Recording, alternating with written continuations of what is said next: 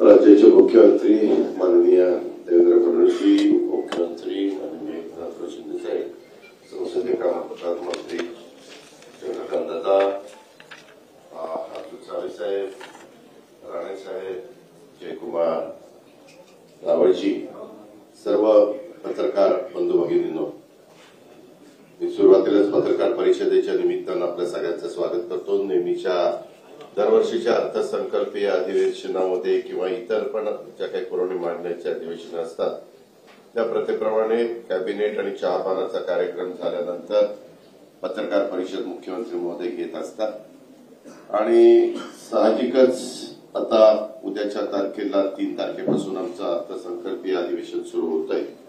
आपल्याला सगळ्यांना माहिती आहे की उद्या आम्ही पुरवणी मागण्या ठेवणार आहे आणि 10 तारखेला अर्थसंकल्प सादर करणार आहे। परंतु अलीकडच्या काळात अधिवेशनाच्या पूर्वसंध्येला नेहमीच आजपर्यंतची परंपरा होती की राज्याच्या मुख्यमंत्र्यांनी सर्व विरोधी पक्षाच्या सन्माननीय सदस्यांना बोलवायचं, विरोधी पक्ष नेत्याला बोलवायचं आणि निमंत्रित केल्यानंतर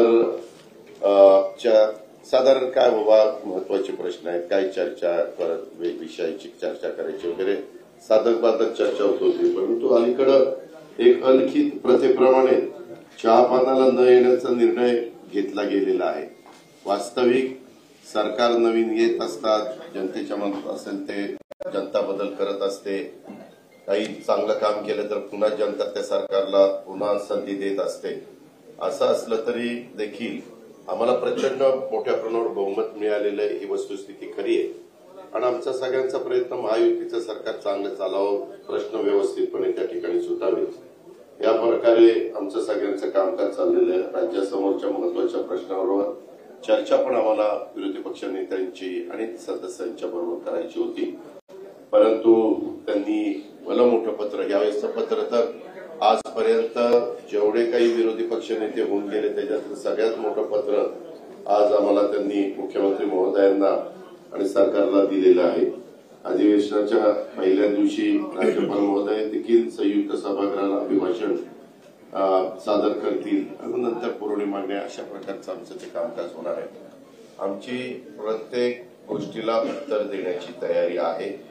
आम्ही कुठेही त्याच्यामध्ये आमचं प्रचंड बहुमत आहे, 237-38 आमदारांचं, म्हणजे फक्त साधारण 50च आमदार समोर विरोधी पक्षाकडे आहेत, म्हणून बहुमताच्या जोरावर कामकाज रेटायचं हे अजिबात आम्ही करणार नाही, आमचा तो इरादा पण नाही। आम्ही त्याच्यामुळे अधिवेशन 4 आठवड्याचं ठेवलेलं आहे।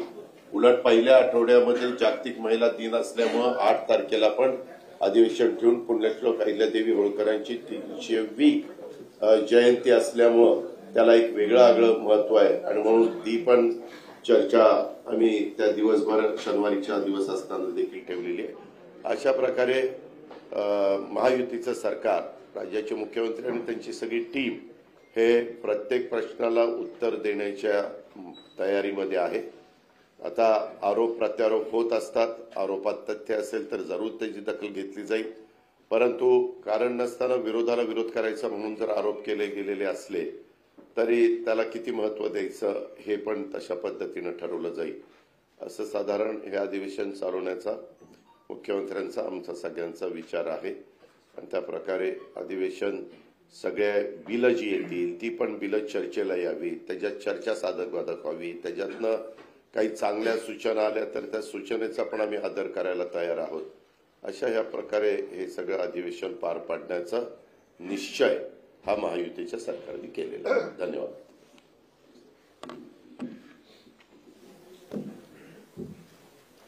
आजच्या पत्रकार परिषदेला उपस्थित राज्याचे मुख्यमंत्री देवेंद्र फडणवीसजी, आमचे उपमुख्यमंत्री अजितदादा, सर्व मंत्रिमंडळातील सहकारी आणि पत्रकार मित्र, उद्यापासून अर्थसंकल्पीय अधिवेशनाला सुरुवात होतीये आणि या सरकारचे, महायुती सरकारचं दुसरं अधिवेशन आहे आणि त्यातला हा पहिला अर्थसंकल्प आहे।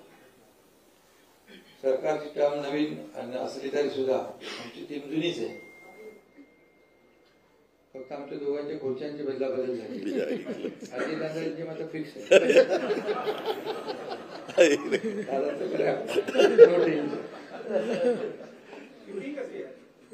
तुम्हाला फिक्स ठेवता आले नाही त्याला मी काय करू?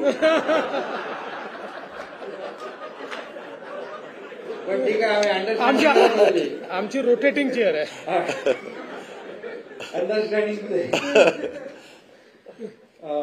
पण अजितदादा अर्थसंकल्प पुन्हा मांडतील आणि या अर्थसंकल्पात देखील आपण अजितदादा मांडतील, पण विरोधकांचं काय, ते काय मांडणार? त्यांचा तर व्यर्थ संकल्प सुरू आहे. आणि नुसत्या आता अजितदादांनी सांगितलं की आता सगळ्यात जास्ती आता यांची कागद आलेत का? हो, मोठं, सगळ्यात मोठं पत्र आहे. सगळ्यात मोठं पत्र म्हणजे आमदारांची संख्या कमी झाली म्हणून मोठं पत्र का? 1 2 3 4 अंतिम आठवडा का डबल अंतिम आठवडा दिलाय? 6 7 8 हो 9 म्हणजे आतापर्यंतच्या सगळ्यात जास्ती म्हणजे आतापर्यंत काय म्हणतो आपण अंतिम आठवडा अर्थसंकल्प, आता डबल अंतिम आठवडा अर्थसंकल्प आहे. ठीक आहे, चांगली प्रगती आहे आणि विरोधी पक्ष नेता होऊ शकत नाही एवढं देखील जनतेने त्यांचं काम करून ठेवलंय. असू द्या, मी काय त्याच्यावर टीका करत नाही. आम्हाला गेल्या 2.5 वर्षामध्ये महायुतीने, आमच्या टीमने चांगलं काम केलं आणि म्हणून महायुतीला दणदणीत विजय मिळाला.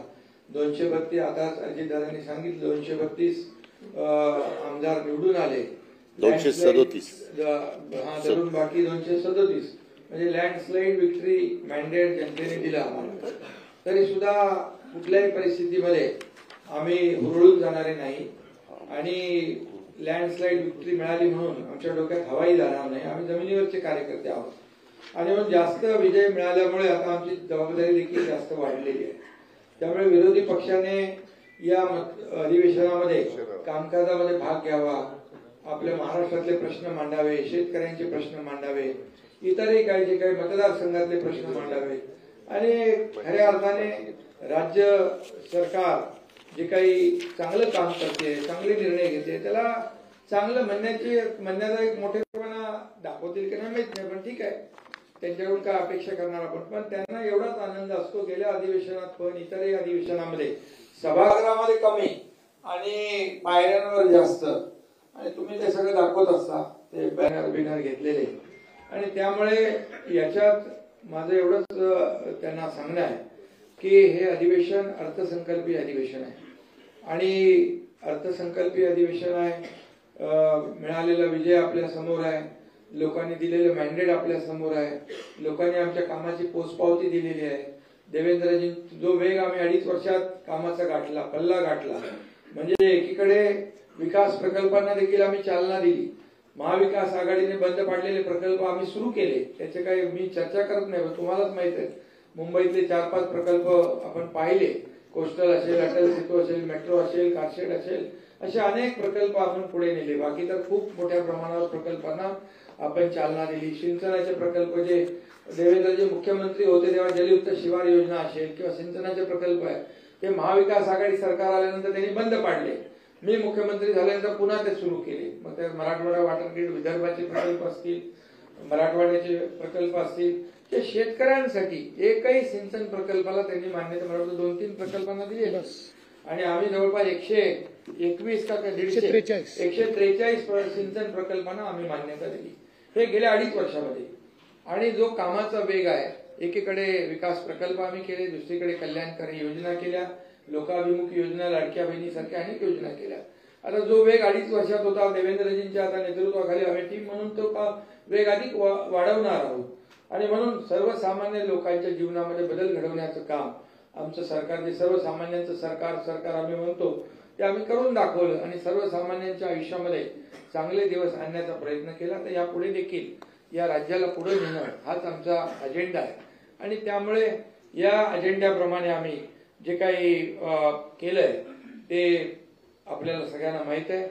या देखील अर्थसंकल्पामध्ये त्याचं प्रतिबिंब अजितदादा अर्थसंकल्प मांडतील. त्यांना अर्थसंकल्प मांडण्याचा अनुभव गेल्या अनेक वर्षांचा आहे आणि या अर्थसंकल्पात देखील सर्वसामान्य माणसाला आणि राज्याच्या विकासाचं प्रतिबिंब नक्कीच उमटलेलं या ठिकाणी दिसेल. आणि राज्याची जी काही वेगवान वाटचाल आहे ते अधिक वेगाने म्हणजे खऱ्या अर्थाने दुप्पट क्षमतेने आणि चौपट वेगाने या ठिकाणी आम्ही करू. त्याची सुरुवात मुख्यमंत्री महोदयांच्या नेतृत्वाखाली झालेली आहे आणि त्यामुळे यामध्ये आमची जी काही रोज दररोज बातम्या येत असतात त्या बातम्यांकडे काय आम्ही लक्ष देत नाही. म्हणजे बातम्या तुमच्याकडे नाही, जे बातम्या देणारे आहेत त्यांच्याकडे. कारण त्यांनी तर आमच्यावर आरोपच केले. आतापर्यंत 2.5 वर्षामध्ये एकही दिवस असा गेला नाही की आरोपाशिवाय गेला.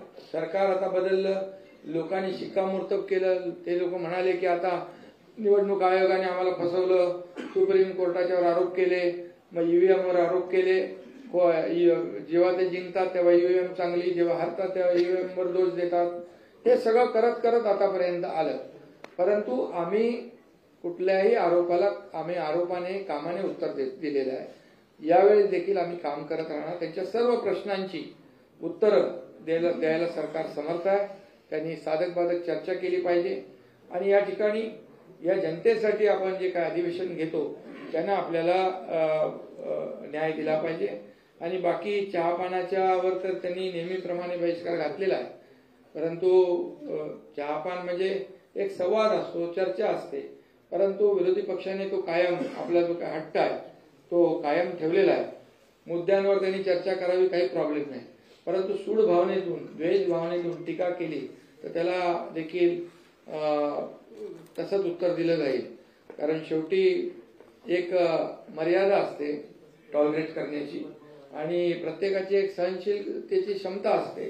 त्यामुळे विकासाच्या बद्दल बोलावं, राज्याचा विकास सुरू आहे, विकासामध्ये त्यांनी सहभागी व्हावं.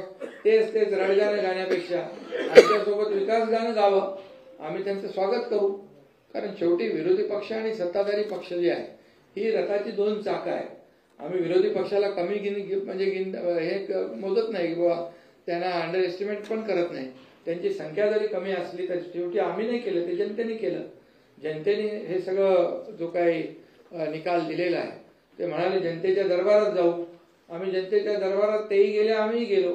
आणि मग आमचं म्हणाल किंवा अजितदादांचं म्हणाल तर आता खरी शिवसेना आणि खरी राष्ट्रवादी याच्यावर जनतेने शिक्कामोर्तब केलेलं आहे. त्यामुळे मला या ठिकाणी जास्त काय बोलायचं नाही. पण मला एवढंच सांगायचं आहे की ज्या काही बातम्या मुद्दामून या ठिकाणी पेरल्या जातात त्या आम्हालाही कळतात आणि ज्याच्याशी कोणाचा संबंध नाही त्याचंही नाव जोडलं जातं. आणि म्हणून तुम्ही पण एक बाजू ऐकून तसंच तुम्ही बातम्या देत असता. त्यामुळे काय, जे ज्यांच्यावर विश्वास नाही लोकांचा, ज्यांची विश्वासार्हता संपलेली आहे ते खोट्या बातम्या देतात आणि तुम्ही खोट्या बातम्या छापता. त्यामुळे खरं म्हणजे एक लोकशाहीमध्ये एक चौथा म्हणजे तुमचा खरं म्हणजे पत्रकारिता हा चौथा स्तंभ आहे आणि त्याच्यामुळे तुमच्यावरची देखील विश्वासार्हता कमी होऊ नये असं आमचं मत आहे. त्यामुळे आपण देखील बातम्या ब्रेकिंग न्यूज वगैरे हे सगळं आपण करतो. पण तुम्ही ब्रेकिंग न्यूज किती दिले तरी आमच्यामध्ये काय ब्रेक होणार नाही. त्यामुळे तेही होणार नाही. आणि कोल्ड वॉर कुठलं काय, कुठं आहे का काय? उन्हाळ्यामध्ये कुठं कोल्ड वॉर असतो? तिथे सगळं थंडा कुलकुल आहे आणि काही नाही आमच्यामध्ये काही बिलकुल. का आमचा अजेंडा काय? आमचा अजेंडा खुर्ची मिळवणं नाहीये. आमचा अजेंडा काही सत्ता मिळवणं किंवा स्वतःचा स्वार्थ साधणं नाहीये. आमचा अजेंडा ठरलेला आहे की या महाराष्ट्रातल्या जनतेला काय मिळालं पाहिजे. आम्हाला काय मिळालं यापेक्षा महाराष्ट्रातल्या जनतेला काय मिळालं हा मोठा विषय आहे. आणि त्यामुळे महाविकास आघाडी आणि महायुतीमध्ये हा मोठा फरक आहे. आणि त्यामुळे तुम्हाला आमची विनंती एवढीच आहे की थोडी शहानिशा करून आपण जर बातम्या दिल्या तर खूप त्याचं माणसामध्ये देखील आपली जी प्रतिमा आहे मीडियाची ती देखील चांगली राहील. कारण शेवटी ती एखादी बातमी दिल्यानंतर तुम्हाला परत ती दुसरी बातमी, खरी बातमी छापायला लागते, खरी बातमी दाखवायला लागते. त्यामुळे एवढंच आमची विनंती. आणि कुठं चुकलं तर तुम्ही सांगा ना बाबा इथं चूक आहे म्हणून. परंतु जे सरकारने केलेलं चांगलं काम आहे किंवा जे कोणी आरोप केले ते आरोप खरे आहेत की खोटे आहेत याची देखील थोडी शहानिशा आपण केली पाहिजे. आता आम्ही पण काही आमच्या दोघांवर खोट्या गुन्ह्यामध्ये नावं टाकायचं ते काय एक आपला प्रवीण दरेकरनी ते दिलं होतं ना, व्हिडिओ आला होता, व्हिडिओ क्लिप, तर त्याची SIT लावलेली आहे आणि त्या चौकशीत बरंच काय बाहेर येत आहे. म्हणजे मोठ्या प्रमाणावर खळबळजनक काही गोष्टी आहेत त्याही येतील, पण आम्ही कधी म्हणालो का त्याच्याबद्दल बाबतीमध्ये हे आलंय ते आलंय? येईल ना, त्याचा अहवाल आल्यानंतर आपल्याला कळेल आणि ते खरं असेल. आम्ही कुठलंही खोटं सूड भावनेने कुठलंही काम करणार नाही. सत्ता किती आमच्याकडे बहुमताची असली तरी सुद्धा कुणावरही सूड भावनेने द्वेषापोटी कुठल्याही आकसाने आकस बुद्धीने कुठली कारवाई आम्ही करणार नाही. आमचा तो तिघांचाही स्वभाव नाही आहे. आणि म्हणून फक्त एवढंच आहे की हे अधिवेशन जे आहे, हे अधिवेशन अर्थसंकल्पीय अधिवेशन आहे. या महाराष्ट्रातल्या तमाम जनतेच्या दृष्टीने महत्वाचं आहे, कारण महाराष्ट्रातल्या तमाम जनतेने महायुतीला भरभरून एवढं दिलंय की आता आम्हाला त्यांना त्यांच्या ऋणातून उतराई व्हायचं आहे. त्यामुळे आम्हाला काम करायचं आहे आणि काम करण्यामध्ये विरोधी पक्ष जर आला सोबत, सहकार्य केलं तर चांगलं आहे. त्यांचंही नाव होईल, त्यांच्याही मतदारसंघामध्ये न्याय मिळेल, या महाराष्ट्राला एक वेगळं चित्र पाहायला मिळेल. आता तरी म्हणजे संख्या आता कमी कमी कमी कमी होत आता कुठपर्यंत आले बघा. आता तरी आत्मपरीक्षण आणि आत्मचिंतन करावं, बस एवढंच मला सांगायचं होतं. धन्यवाद.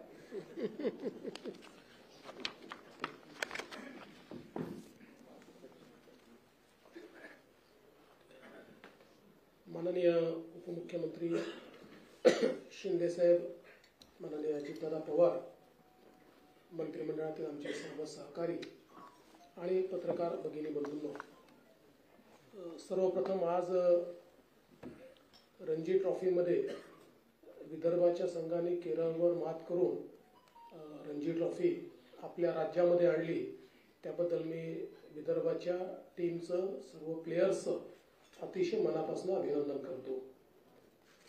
राज्याचं अर्थसंकल्पीय अधिवेशन 3 ते 26 मार्च या दरम्यान या ठिकाणी आपण करणार आहोत आणि मला असं वाटतं की हे तसं नवीन सरकारचं एक प्रकारे पहिलंच अर्थसंकल्पीय अधिवेशन आहे आणि जसं दादांनी सांगितलं की आम्ही कुठेही अधिवेशन आटपून टाकावं अशा मानसिकतेत न राहता त्या ठिकाणी नीट 4 आठवड्याचं अधिवेशन हे आपण आयोजित केलं आहे. आज ज्याचा उल्लेख या ठिकाणी झाला की विरोधी पक्षाने एक 9 पानाचं पत्र दिलेलं आहे. त्याच्यामध्ये 9 नेत्यांची नावं आहेत. त्यातल्या 2 नेत्यांनी सह्याच केलेल्या नाहीत. एक नाव जर आम्ही शोधतोय की नेमके ते आमदार आहेत का नाही आहेत, तर म्हणजे असतील कदाचित, पण आमच्या काही लक्षात येत नाही. आता आम्ही जरा ते शोधायला पाठवलेलं आहे की बाबा ते कोण आहेत नेमके. आणि आपण बघितलं असेल की हम साथ साथ है अशी परिस्थिती काही तिथे दिसत नाही. हम आपके है कोण चालतीच परिस्थिती तिथे आहे, कारण काँग्रेस पोचलीच नाही. अर्थात जेवताना आली असं आम्हाला समजलं, पण वेळेवरपर्यंत काँग्रेस आली नाही. रोहित पवारांनी काहीतरी ट्विट केलं, मला वाटतं त्यांनी पण काहीतरी आपली काय नाराजी व्यक्त केली आहे. बरं, वडेट्टीवार नाही, नाना पटोले नाही, जयंत पाटील नाही, कोणीच नाही. त्याच्यामुळे एकूणच हे कशा पद्धतीनं विरोधी पक्षाचं कामकाज चाललेलं आहे हे आपण बघितलं पाहिजे. खरं तर चहापानावर त्यांनी बहिष्कार घातला. आत्ता त्यांना ही संधी होती, जेव्हा नवीन सरकार बनतं त्यावेळी पहिल्या अधिवेशनाला बाबा एक सकारात्मक चर्चा आपण करूया अशा प्रकारची संधी होती. त्यांनी संवाद स्थापित करावा असं आपल्या पत्रकार परिषदेत म्हटलं, पण संवादाचं सगळ्यात मोठं माध्यम जे होतं, आम्ही त्यांना चहापानाला निमंत्रित केलं होतं, म्हणजे संवादालाच निमंत्रित केलं होतं, पण त्याच संवादावर त्यांनी बहिष्कार टाकला. म्हणजे मला याचा अर्थच समजला नाही की संवादावर बहिष्कार टाकायचा आणि संवाद साधा अशा प्रकारे त्या ठिकाणी पत्रकार परिषदेत म्हणायचं. पण मला असं वाटतं की काही हरकत नाही. त्यांनी ॲक्च्युली हे जे काही 9 पानी पत्र दिलेलं आहे, या पत्रात संपूर्ण पत्र हे वर्तमानपत्राच्या बातम्यांवर आधारित आहे. तर त्या बातम्यांसोबत त्यांनी सरकारने दिलेला खुलासा जरी वाचला असता तरी 9 पानाचं पत्र अर्ध्या पानात त्यांना निश्चितपणे देता आलं असतं. पण हरकत नाही, त्यांनी पुन्हा हे सगळे मुद्दे जर हाऊसमध्ये मांडले तर आम्ही त्याची उत्तरं त्या ठिकाणी देण्याकरता तयार आहोत. 2 महत्त्वाच्या चर्चा आपण या सभागृहामध्ये ठेवलेल्या आहेत. 8 मार्चला पुण्यश्लोक अहिल्यादेवी होळकर यांच्या 300व्या जन्मशताब्दीच्या निमित्ताने एक चर्चा आपण ठेवली आहे, ज्याच्यामध्ये महिला दिन असल्यामुळे सक्षमीकरणाचा जो सगळा मुद्दा आहे त्या अनुषंगाने ही चर्चा एक सकारात्मक अशा प्रकारची चर्चा आहे. आणि भारतीय संविधानाचं अमृत महोत्सवी वर्ष असल्यामुळे आपण एक 2 दिवसाची चर्चा ही भारतीय संविधानाच्या अनुषंगाने कशा प्रकारे आपला विकास झाला आणि संविधानाने आपल्याला काय काय दिलं अशा प्रकारची एक सकारात्मक चर्चा व्हावी. म्हणजे ते लाल संविधान पकडून करतात तशा प्रकारची नाही, तर माझी अपेक्षा आहे की संविधान वाचून किंवा त्यातल्या तरतुदी समजून आमचा विरोधी पक्ष देखील त्याच्यावर एक चांगली सकारात्मक चर्चा करेल अशी माझी या ठिकाणी अपेक्षा आहे. खरं म्हणजे आत्ताच शिंदे साहेबांनी सांगितलं की अलीकडच्या काळामध्ये रोज मला एक स्थगितीची बातमी पाहायला मिळते आणि मी स्थगिती दिलेली आहे असं मला रोज ऐकायला मिळतं. मग मला विचारावं लागतं माझ्या ऑफिसला की आपण कधी दिली. मग ते म्हणतात की आपल्याकडे जर अशी फाईलच आली नाही. मग मला शोधून काढावं लागतं. अलीकडच्या काळामध्ये 2 गोष्टी माझ्या असं लक्षात आल्या, मी तुम्हाला विनम्रपूर्वक सांगू इच्छितो. एक, आमच्याकडे कुठल्याही आमदारांनी निवेदन दिल्यानंतर त्यांनी काही मागणी केली असेल किंवा एखादा आरोप जरी केला असेल तरी त्याच्यावर आपण तपासून कारवाई करावी किंवा माहिती द्यावी असं लिहितो. आपण कधीच इग्नोर करत नाही. असं पत्र गेलं म्हणजे चौकशी सुरू झाली, असं पत्र गेलं म्हणजे आता त्याच्यावर स्थगिती आली, अशा प्रकारच्या बातम्या करणं हे थोडं बाळबोध आहे असं नसतं. कारण कुठल्याही वेळेस आपल्याला कारवाई करायची असेल किंवा स्थगिती द्यायची असेल दुसरी बाजू आल्याशिवाय आपण अशा प्रकारे कधीच करत नाही. आता कालचा आरोग्य विभागातला जो विषय आहे हा विषय देखील आपण समजून घेतला पाहिजे की या संदर्भात आरोग्य विभागाच्या संदर्भात जे काही केंद्र सरकारने आपल्याला पैसे दिले होते त्या पैशामध्ये आपण जी काही कामं सुचवली त्या कामांमध्ये आपण 9% पैसा हा कॅपिटल एक्सपेंडिचरवर खर्च केला होता आणि केंद्राचं म्हणणं होतं तो 5% केला पाहिजे. म्हणून केंद्राने आपल्याला कळवलं की तुम्ही प्रायोरिटाईज करून 9%च्या ऐवजी 5% करा. त्यानुसार संबंधित खात्याच्या मंत्र्यांनी आणि सचिवांनी ही माहिती मागवली की आता कुठली कुठली कामं घेतल्यात त्यातली काय प्रायोरिटी ठरवायची. त्यामुळे ही फाईल कधी माझ्याकडे आली नाही, मी त्याच्यावर कधी बघितलंही नाही आणि मी त्याच्यावर कुठली स्थगिती दिली नाही. तर मला असं वाटतं की जिथे एखादी चूक होते असं लक्षात आलं तर मी स्थगिती निश्चितपणे देईल आणि त्याच्यामध्ये आवश्यकता पडली तर समजा खातं शिंदे साहेबांच्या शिवसेनेचं असेल त्यांच्याशी चर्चा करीन किंवा दादांकडचं असेल तर त्यांच्याशी चर्चा करीन.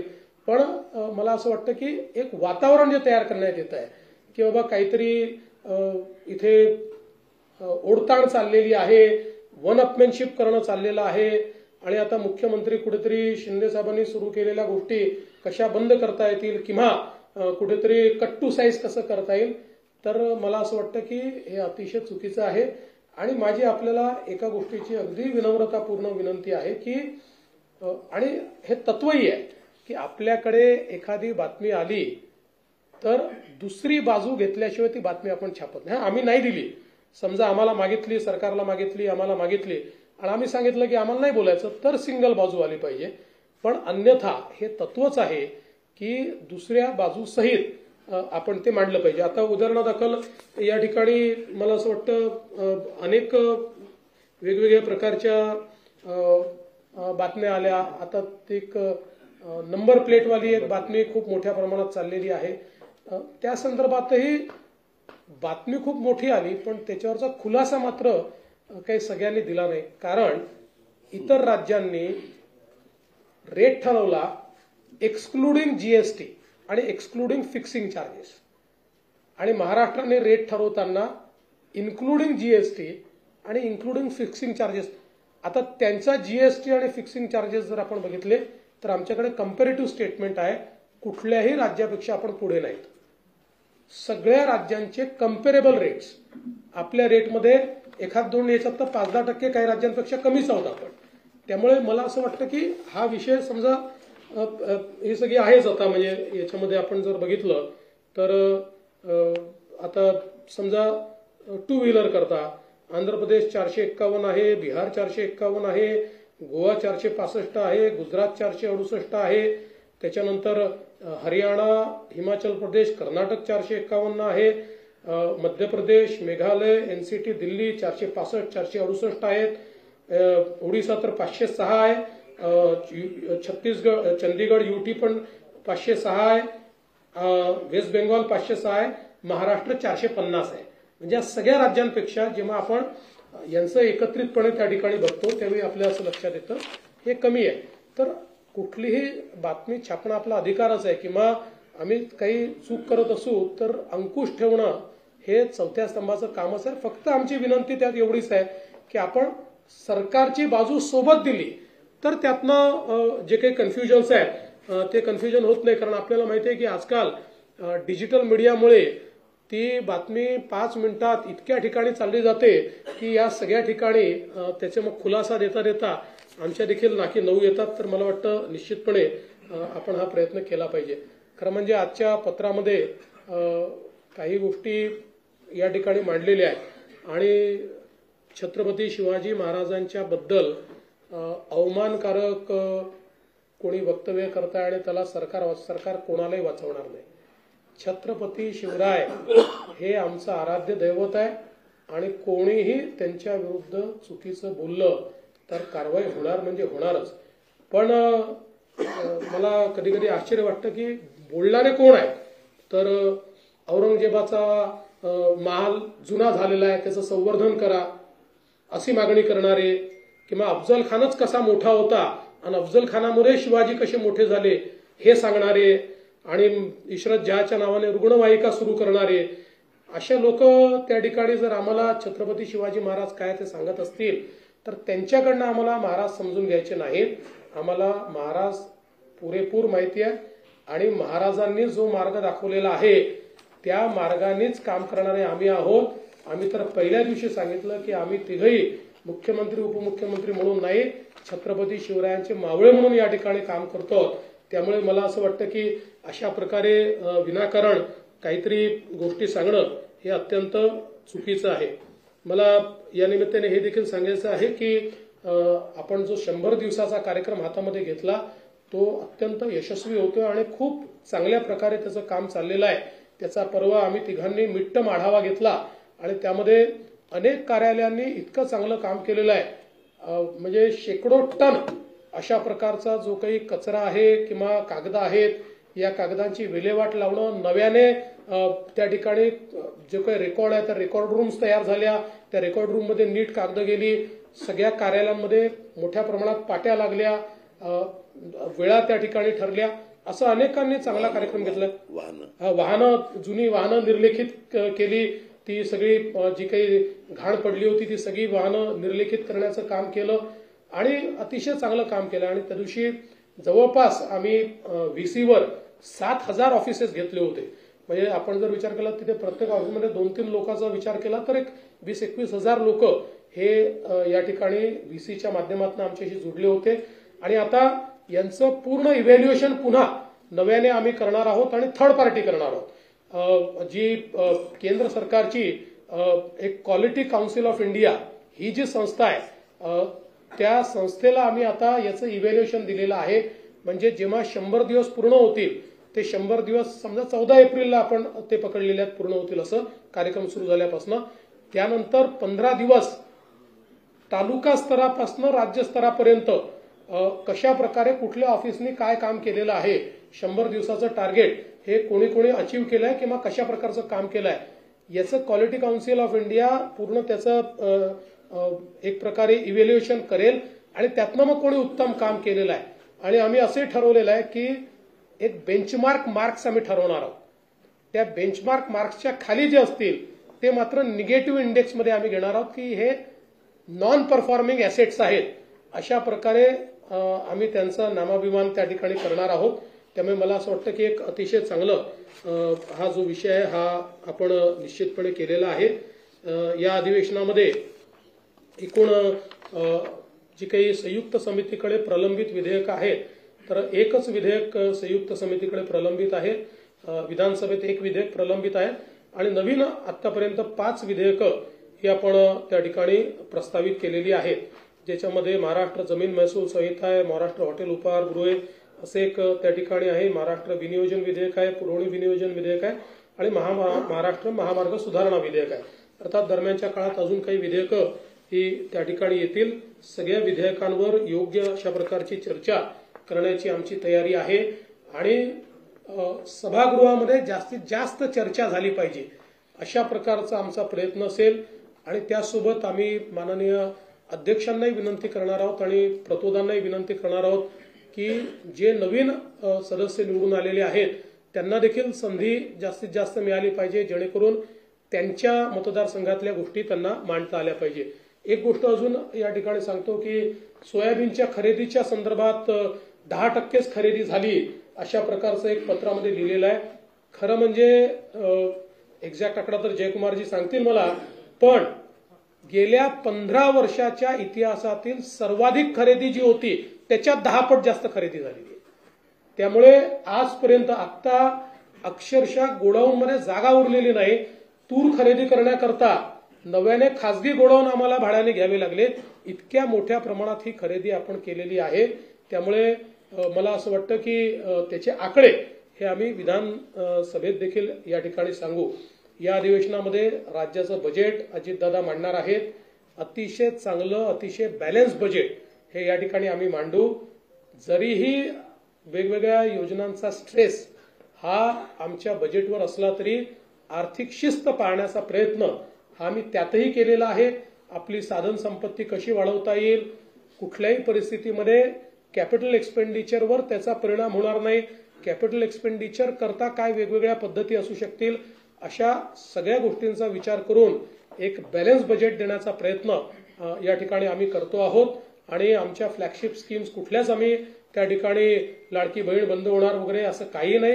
त्याच्यामध्ये जसं आम्ही सांगितलं की नियमाच्या बाहेर जे आहेत त्यांनाच फक्त आम्ही त्या ठिकाणी एक प्रकारे, कारण आमच्या विरोधकांनी त्यातही लिहिलं 10 लाख कमी झाले वगैरे, तर त्याच्यामध्ये आपल्यावर सीएजीने टाकलेले बंधन आहे की एखादी स्कीम सुरू केल्यानंतर स्कीममध्ये बसणाऱ्यांनाच पैसे हे राज्य सरकारला देता येतात आणि स्कीमच्या बाहेरच्या लोकांना देता येत नाही. त्यामुळे तेवढ्यापुरतं आम्ही त्या संदर्भातली कारवाई केली आहे. बाकी देशामध्ये असं माझं मत आहे की अशा प्रकारच्या स्कीममध्ये सगळ्यात जास्त लोकांना एक प्रकारे शासकीय मदत देणारं राज्य हे महाराष्ट्र ठरणार आहे. त्यामुळे त्यात कुठेही कपात वगैरे ही महाराष्ट्रात केली जाणार नाही हा विश्वास मी देतो. आणि सत्तारूढ पक्ष, जसं शिंदे साहेबांनी सांगितलं, विरोधकांची संख्या कमी असली तरी आम्ही विरोधकांना कमी लेखणार नाही. विरोधकांना भरपूर चर्चेची संधी देऊ आणि त्यांनी उपस्थित केलेल्या प्रश्नांना योग्य प्रकारे सकारात्मक उत्तर देण्याचा प्रयत्न हा राज्य सरकारच्या वतीनं केला जाईल. मी पुन्हा एकदा आपल्या सर्वांचे मनापासून आभार मानतो.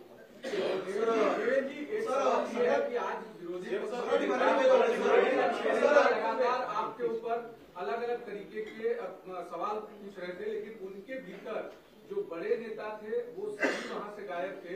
इसको कैसे देखते हैं? और एक दूसरा सवाल कानून व्यवस्था को लेकर के वो लगातार टारगेट कर रहे हैं. देखिए, आज विरोधी पक्ष को हमने चाय पान पर बुलाया था, लेकिन उन्होंने बहिष्कार डाला. उन्होंने एक बैठक की जिस बैठक में उनके कोई बड़े नेता नहीं पहुंचे. कांग्रेस के लोग बैठक समाप्त होने के बाद पहुंचे. एक 9 पन्ने का उन्होंने हमको पत्र दिया है जिसमें 9 लोगों के नाम है, 7 लोगों की साइन है. और उस पत्र में ऐसे मुद्दे उन्होंने उठाए हैं कि जो केवल उन्होंने प्रेस में से लिए हुए मुद्दे, अगर हमने दिए हुए उसके जवाब वो देख लेते तो शायद आधे पन्ने का भी वो लेटर हमको नहीं दे पाते. लेकिन फिर भी उन्होंने इन विषयों को सभागृह में भी उठाया, तो हम निश्चित रूप से उसके ऊपर पूर्ण रूप से जवाब देंगे. साथ साथ जिस प्रकार से अलग अलग चर्चाएं आपने कहा जो चल रही है, तो उसका भी अभी अभी मैंने जवाब दिया हुआ है कि हमारे सत्तारूढ़ पक्ष में हम लोग सब साथ में मिलकर काम कर रहे हैं. और किसी चीज को स्टे कर दिया और सीएम ने उसको रोक दिया, इस प्रकार की जो बातें ये बिल्कुल गलत है. ये अफवाहें भी है. और हमारी तो सभी को हमारा निवेदन है कि कोई भी खबर देते समय ये तत्व भी जो खबरों का है कि सामने वाले की, यानी जिसके खिलाफ खबर जा रही है, उनकी भी क्या साइड है, उस साइड को साथ में देना, लेकिन मैं ऐसा मानता हूं कि अनफॉर्चुनेटली उसका पालन नहीं हुआ है, तो आगे उसका भी पालन होगा तो इस प्रकार की चीजें जो है सामने नहीं आएगी। कानून व्यवस्था पर भी जितने चर्चा वो करना चाहते हैं उतनी चर्चा निश्चित रूप से वो करे। मैं तो ऐसा मानता हूं कि कानून व्यवस्था की चर्चा के कारण उसका फायदा ये होता है कि पुलिस विभाग में भी एक प्रकार से उससे दक्षता ज्यादा पुलिस विभाग की बढ़ती है। बाकी उनके हर मुद्दे को हम अच्छे तरीके से जवाब देंगे और अगर कोई अच्छा सजेशन वो देंगे तो सजेशन भी हम लोग मान्य करेंगे। सर, रक्षा खडसेंच्या मुलीच्या बाबतीत जो प्रकार झाला, जयंत पाटील आता ट्विट करत म्हणत आहेत की तुम्ही असं म्हटलेलं आहे की एका विशिष्ट पक्षाचे कार्यकर्ते या गुन्ह्यामध्ये सामील असल्याचं दिसून येत आहे। थेट आव्हान दिले की अशा पक्षाचं नाव तुम्ही जाहीर करावं। असं आहे की या संदर्भात रक्षाताईंशी माझं बोलणं झालं। रक्षाताईंनी मला काही माहिती दिली, त्या माहितीच्या आधारावर मी या ठिकाणी बोललेलो आहे आणि मला असं वाटतं की आता त्या प्रकरणामध्ये कारवाई केलेली आहे आणि कुठल्याही नेत्याने त्या ठिकाणी कारवाई करू नका असं म्हटलेलं नाही। मला असं वाटतं अत्यंत दुर्दैवी घटना आहे आणि अशा प्रकारे हा जो काही प्रकार आहे या प्रकाराला आम्ही टॉलरेट करणार नाही। कोणीही असलं तरी त्याच्यावर कारवाई ऑलरेडी केली आहे आणि कारवाई करणारच।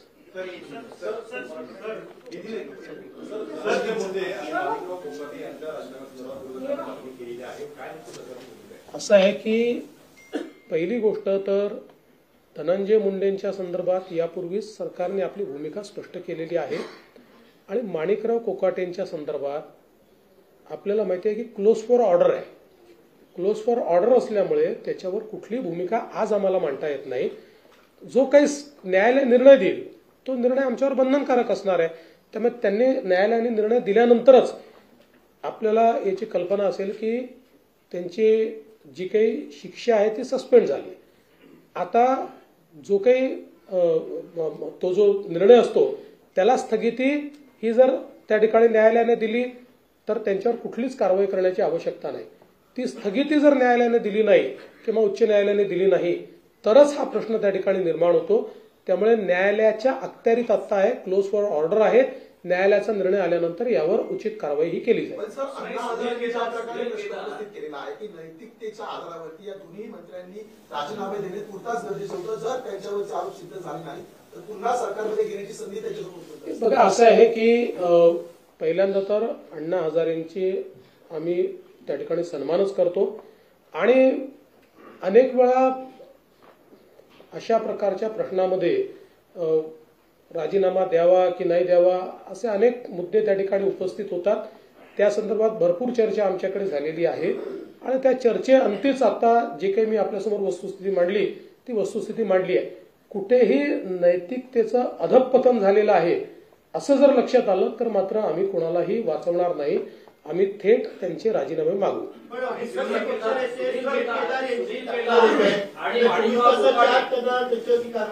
याचं कारण असं आहे की सुनील केदारांच्या संदर्भात कोर्टाने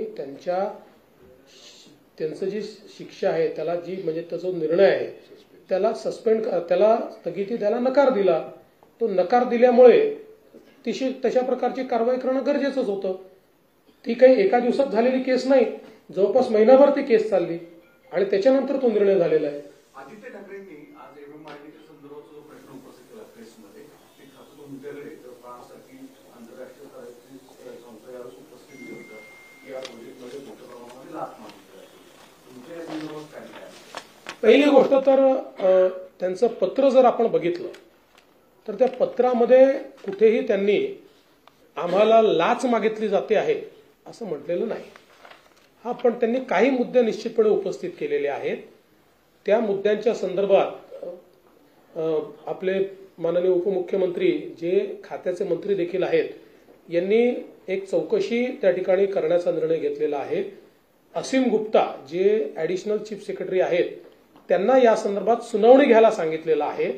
दोन्ही बाजूंची सुनावणी ऐकून मग त्यांचा रिपोर्ट ते आमच्याकडे सादर करतील आणि त्याच्यावर आम्ही निर्णय करू। साधारणपणे खात्याशी जी आम्ही चर्चा केली किंवा एमएमआरडी अशी चर्चा केली तर एमएमआरडीचं म्हणणं असं आहे की इतके दिवस हे सगळं चाललेलं आहे, समजा असं ते म्हणतात तर त्यांनी कधीच आम्हाला पत्र का दिलं नाही किंवा त्यांनी कधीच याच्यावर ऑब्जेक्शन का उपस्थित केलं नाही. तर आणि MMRDAचं म्हणणं असं आहे की काही कामांमध्ये ते लॅगिंग होते आणि त्यावर आम्ही ज्यावेळेस आक्षेप घेतला त्यावेळेस अशा प्रकारचं पत्र आलेलं आहे. दोघांच्या आपल्या बाजू असतील त्या बाजू ऐकून त्याच्यावर आम्ही निर्णय करणार आहोत. एक गोष्ट आम्ही तिघेही तुम्हाला स्पष्टपणे सांगतो की पारदर्शितेशी कुठेही कॉम्प्रोमाइज आम्ही करणार नाही, पण दोन्ही बाजू जर समजून घेतल्या नाहीत तर मला असं वाटतं की ते काही योग्य होणार नाही आणि म्हणून तशा प्रकारचे निर्देश दिलेले आहेत. ऍडिशनल चीफ सेक्रेटरी त्यावर उचित निर्णय करतील. पत्र दिले त्यांनी. हो, त्यांनी आता 27 फेब्रुवारीला देखील तुम्ही सांगा 27 फेब्रुवारीला त्यांनी आणखी एक पत्र दिले, प्रेस रिलीज केली आहे की त्यामध्ये त्यांच्या पत्रात किंवा त्यांच्या जे काही त्यांनी पत्रव्यवहार केला त्या भ्रष्टाचार किंवा आर्थिक देवाणघेवाणीचा कोणताही उल्लेख नाही. त्यामुळे तुम्ही तर ते छापून झाले, म्हणजे तुम्ही तुमची बातमी देखील त्यांनी खोटी ठरवली. त्यामुळे तुम्ही जर अगोदरच त्यांना पडताळून घेतलं असतं ते झालं नसतं. त्यामुळे त्यांचं हे पत्र आहे आणि शेवटी बघा ही फ्रान्स कंपनी आहे, त्याचा आम्ही शेवटी आदर करणार. परदेशी कंपनी आहे, परदेशी गुंतवणूक आली पाहिजे त्यासाठी सगळ्या गोष्टी. परंतु जे आता आम्ही त्यांनी जे म्हटलंच नाही ते सगळं मीडियामध्ये आलं असं त्यांनीच पत्र दिलंय.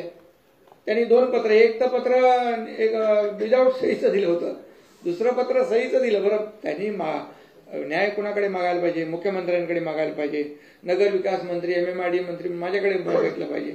त्यांनी थेट कुणाला पत्र दिलं? आपले रेसिडेंट कमिशनर दिल्ली त्यांना दिलं. तर त्यामुळे त्यांच्या जेव्हा लक्षात आलं की चूक लक्षात आल्यानंतर त्यांनी 27 फेब्रुवारीला आता पत्र एक दिलंय. ते तुम्ही आता तुमच्या मीडियात दाखवलं पाहिजे. आणि एक गोष्ट मी या ठिकाणी सांगू इच्छितो की जसं शिंदे साहेबांनी सांगितलं अशा प्रकारच्या ज्या परदेशी कंपन्या आहेत त्यांना योग्य वागणूक मिळाली पाहिजे हा आमचा आग्रहच आहे. त्यामुळे त्यांच्या म्हणण्यामध्ये कुठेही जर आमच्याकडनं काही दोष असेल तर तो दूर करायला आम्ही तयार आहोत, पण त्यांच्याकडचे जे दोष आहेत त्यांना दूर करावे लागतील. किंवा तुम्ही पूर्वीचा उल्लेख केला स्वतःहून की दोघांमध्ये कोल्ड वॉर सुरू असल्याचं सातत्याने भासवलं जात आहे. पुन्हा एकदा हा नरेटिव्ह सेट केला जातोय का विरोधकांकडून? सरकारपुढे तरी टॅकल करण्यात अपयशी पडतंय का? बघा, एक गोष्ट मी सांगू का, विरोधकांशी आम्ही लढू शकतो, आम्ही त्यांना चारी मुंड्यात चित करू शकतो. आम्ही मीडियाशी लढू शकत नाही. मीडियात ताकद आहे आम्हाला चारी मुंड्यात चित करायची. त्याच्यामुळे रोज कोणीतरी एक वेगळी बातमी लावल्यानंतर आम्ही करायचं काय? म्हणजे शेवटी आम्ही उत्तर देतो, त्याच्यावर आम्ही खुलासा देतो, दुसऱ्या दिवशी परत कोणीतरी. म्हणजे मला तर कधी कधी आश्चर्य वाटतं की विभागीय आयुक्तांनी एखादी गोष्ट स्टे केल्यानंतरही फडणवीसांचा शिंदेंना दणका. न फडणवीसांना माहिती, न शिंदेंना माहिती, न त्यांच्या लेवलला, न यांच्या लेवलला.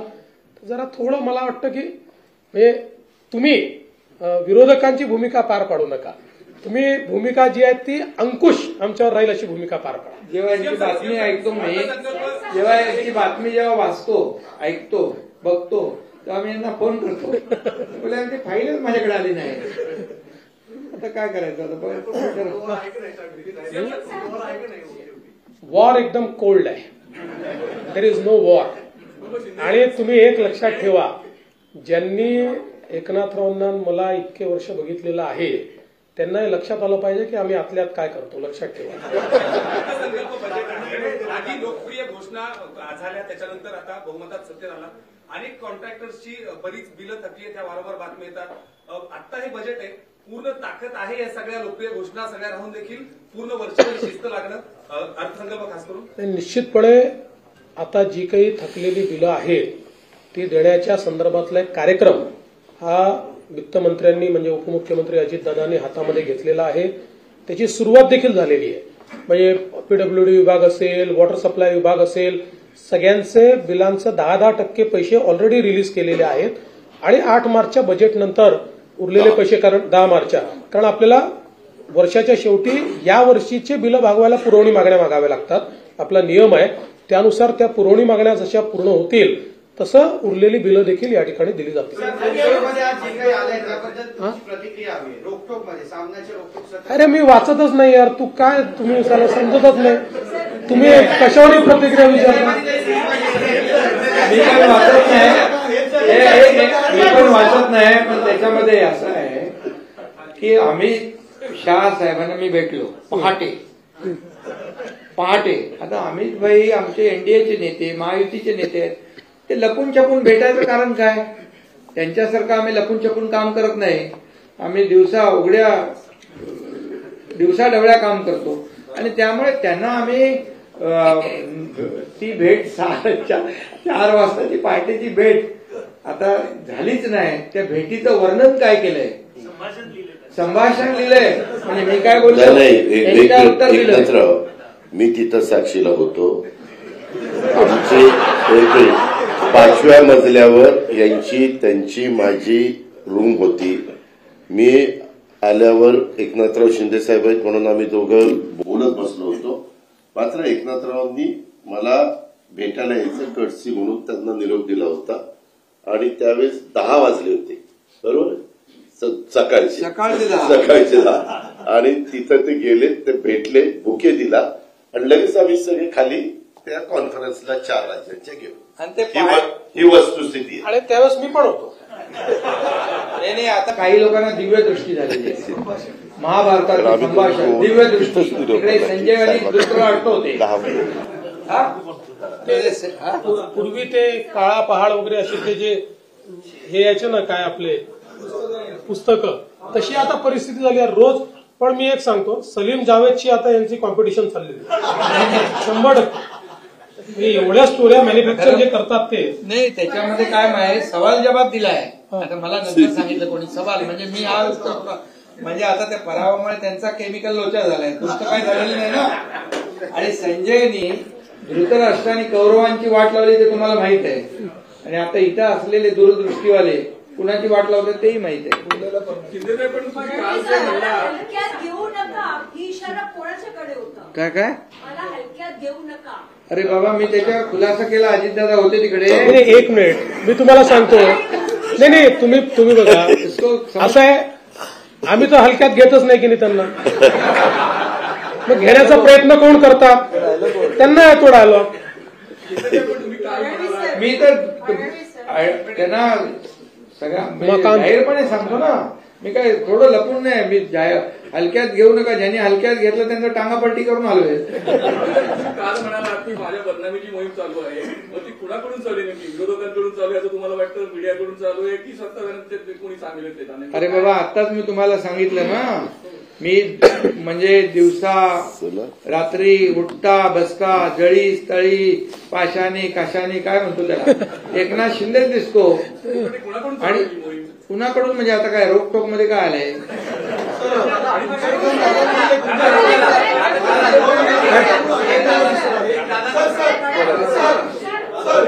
तुम्हाला प्रश्न आहे त्यांचा. एक मिनिट दादा प्रश्न. कुठे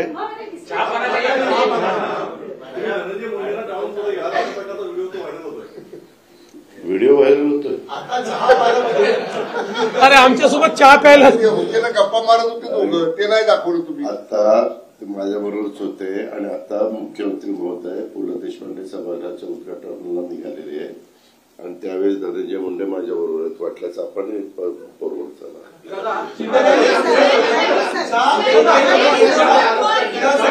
केलेला होता, आता साफ होण्याचा प्रयत्न होतोय असं विरोधक सातत्याने म्हणतात आणि त्याचे पडसाद अर्थसंकल्पात असं सुद्धा त्यांचं म्हणणं आहे. हे विरोधकांचं स्वगत आहे, स्वगताला उत्तर देता येत नाही. चला.